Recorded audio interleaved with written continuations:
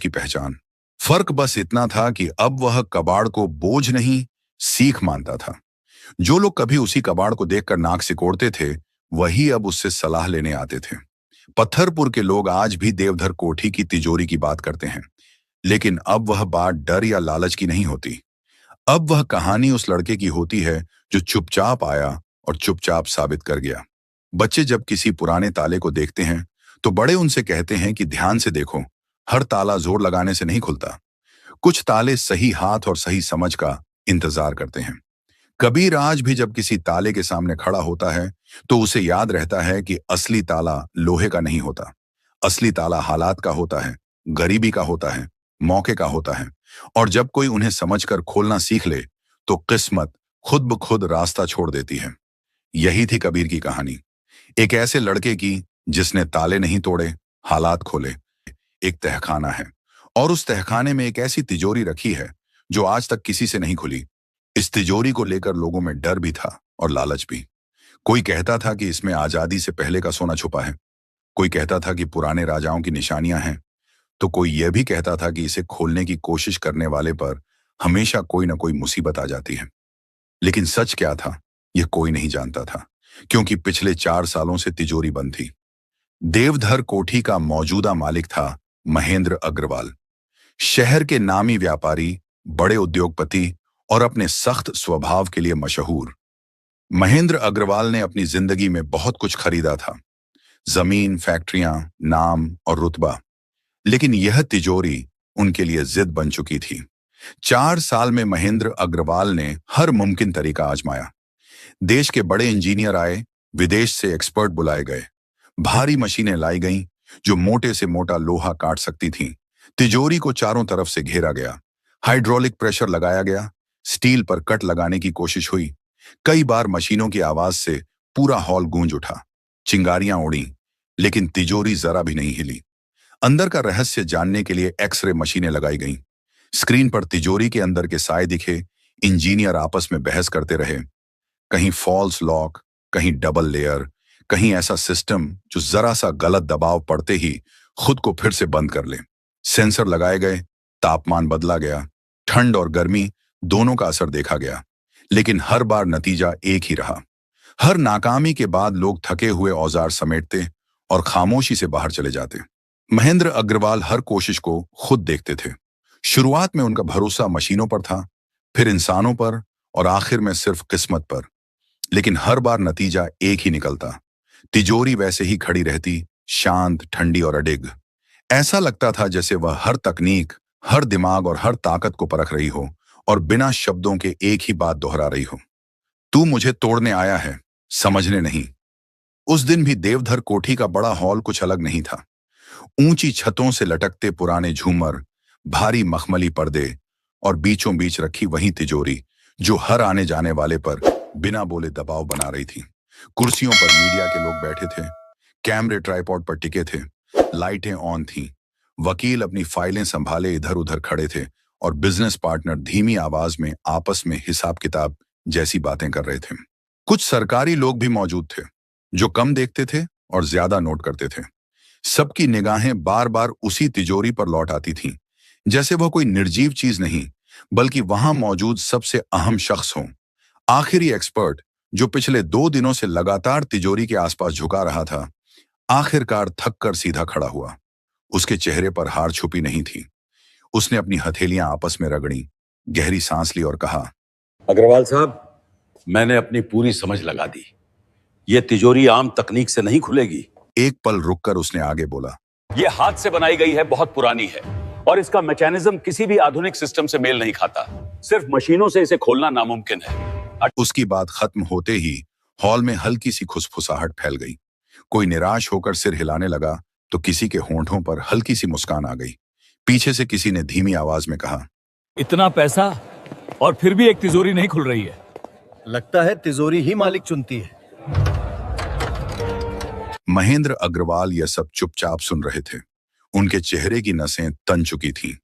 4 साल की नाकामी, लाखों करोड़ों का खर्च और हर बार सबके सामने हार, यह सब अब उनके लिए असहनीय हो चुका था।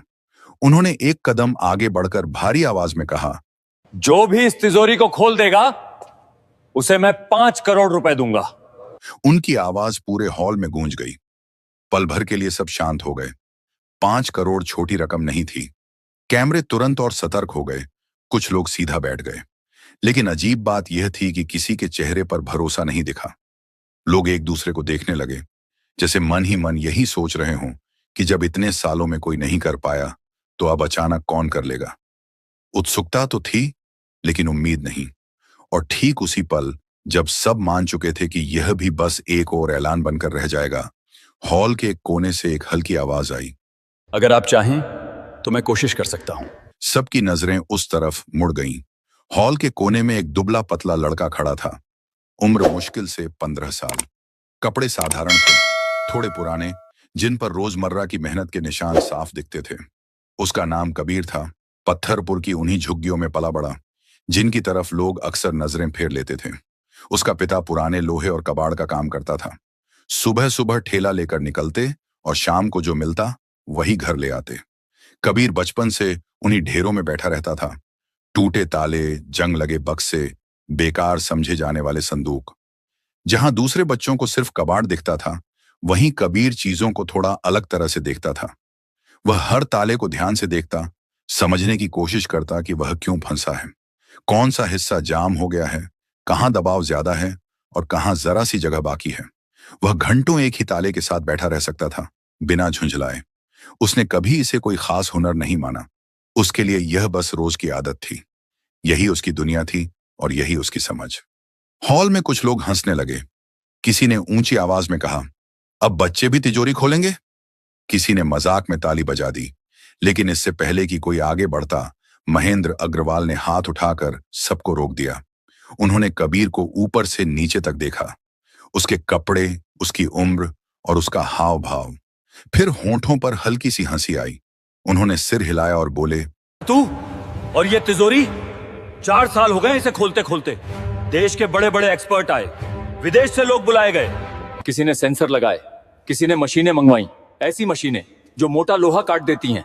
लेकिन ये तिजोरी जरा भी नहीं हिली। इंजीनियर रात रात भर यहां बैठे रहे, नक्शे बनाए, हिसाब लगाए, स्क्रीन देखी। कोई बोला अंदर डबल लॉक है, कोई बोला फॉल्ट सिस्टम है, लेकिन नतीजा वही रहा। और तू कह रहा है कि तू इसे खोल लेगा? उनकी आवाज में थकान भी थी और चिढ़ भी, जैसे वह खुद भी यह मान चुके हों कि यह सब बेकार है, लेकिन फिर भी हार मानने को तैयार नहीं थे। कबीर ने नजरें नहीं झुकाईं। उसने बहुत साधारण ढंग से कहा, मैंने ये नहीं कहा कि खुली जाएगी, बस एक मौका दे दीजिए। अगर नहीं खुली तो मैं खुद चला जाऊंगा, किसी को परेशानी नहीं होगी। उसके बोलने के तरीके में न सफाई थी न दलीलें। वह अपनी काबिलियत गिना नहीं रहा था, बस जो सोचता था वही कह रहा था। ये बात कुछ लोगों को अजीब लगी। इतने बड़े आदमी के सामने खड़े होकर कोई इतना शांत कैसे हो सकता है? महेंद्र अग्रवाल ने उसे कुछ सेकंड तक देखा, फिर हल्की सी हंसी हंसी, लेकिन वह हंसी मजाक की नहीं थी। उन्होंने कहा, ठीक है, अगर तूने इसे खोल दिया तो मैं तुझे 10 करोड़ दूंगा। कुछ लोग चौंक गए। कोई बोला, इतने पैसे? कोई बोला, बच्चा है, मजाक समझ रहा होगा। कबीर ने एक पल भी नहीं लिया। न उसने किसी से देखा, न कुछ सोचा। उसने बस कहा, ठीक है। फिर वह तिजोरी की तरफ बढ़ा। न उसने किसी से औजार मांगे, न किसी से मदद। उसने बस अपनी हथेली तिजोरी पर रखी। ठंडक उसके हाथों में उतर गई, जैसे धातु ने उसकी मौजूदगी को पहचान लिया हो। उसने हल्की सी थपकी दी, फिर दूसरी तरफ। थक थक। वह आवाजें सुन रहा था, जैसे कोई संगीत सुनता है और स्वर पकड़ने की कोशिश करता है। भीड़ अब ऊबने लगी थी। कुछ लोग आपस में बातें करने लगे। किसी को लगा कि यह भी बाकी कोशिशों जैसा ही होगा, लेकिन कबीर पूरी तरह शांत था। उसने आंखें आधी बंद कर लीं, दबाव बदला, फिर थोड़ी देर रुका। अचानक एक बहुत हल्की सी आवाज आई, क्लिक।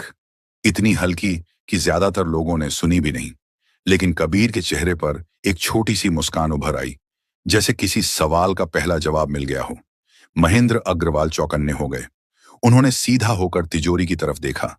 कबीर ने दबाव थोड़ा बदला, फिर रुक गया, जैसे किसी चीज को जल्दबाजी में डराना नहीं चाहता हो। फिर दोबारा कोशिश की। इस बार अंदर से कुछ सरकने की आवाज आई। धातु की वह आवाज हॉल में खड़ी खामोशी को चीरती हुई सबके कानों तक पहुंची। अब कोई हंस नहीं रहा था।